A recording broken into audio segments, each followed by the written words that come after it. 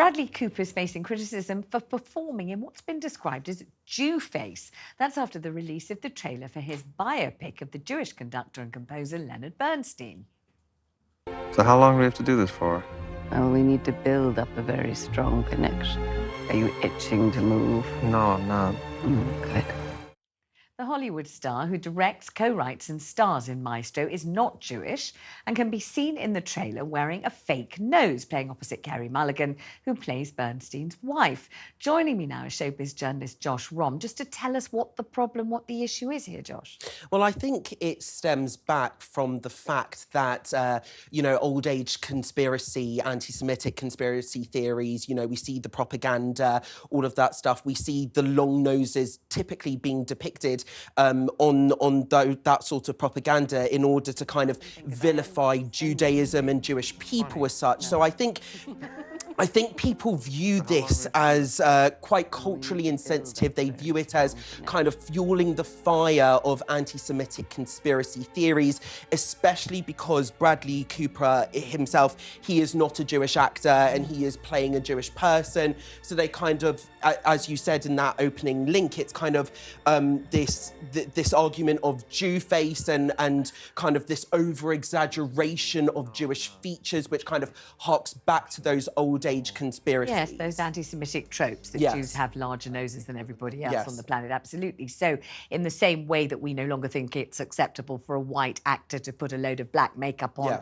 to play a black person or black character, this is the same kind of thing where you're saying, well, if you're a non-Jew and you're playing a Jewish character, you don't clamp on a large prosthetic nose to be even more Jewish and even more stereotypically racist towards Jews. I mean, that's what people are objecting to. But of course, as ever, not everyone's objecting. No, and I for one, am personally not objecting to this, because you look at the names that are involved in this project. You've got Steven Spielberg, who is one of the greatest, if not the greatest, Jewish director of all time. He is a producer on this. You've also got Josh Singer, who is a writer on this. He himself is Jewish. Sarah Silverman is one of the supporting actors of this. She plays Shirley Bernstein, Leonard's sister, in this. So, you do have Jewish voices within the creative team here. I suppose some people listening to this will be thinking, well, did Leonard Bernstein, who was a real person, an actual person who wrote West Side Story and so many other beautiful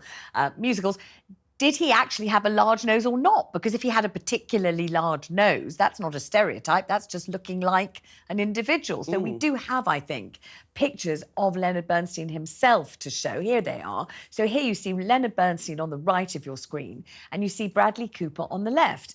And then there's the question, the moot point, about whether Leonard Bernstein's nose is so unusually large that if you were going to depict him or portray him, you'd have to wear a prosthesis, or whether his nose just looks like any other nose of a man of that kind of age and no big deal. But I must say, I think when looking at this whole argument, we have to look at the intent first and foremost. And I think it's very clear here that there was absolutely no anti-Semitic intent whatsoever. You look at Leonard Bernstein's achievements. He won 7 Emmy Awards, 2 Tony Awards, 16 Grammy Awards, including a Lifetime Achievement Award.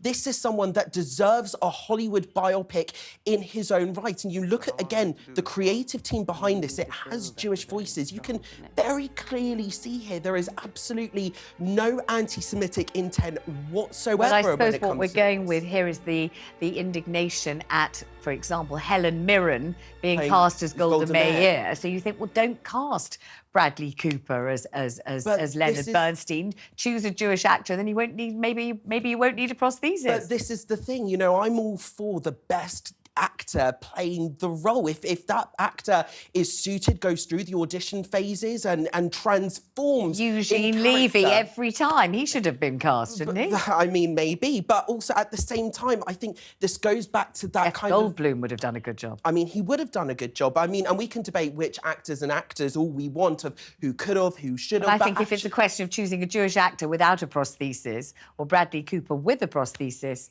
maybe that's the question. Josh, always a pleasure. Thank you very much indeed.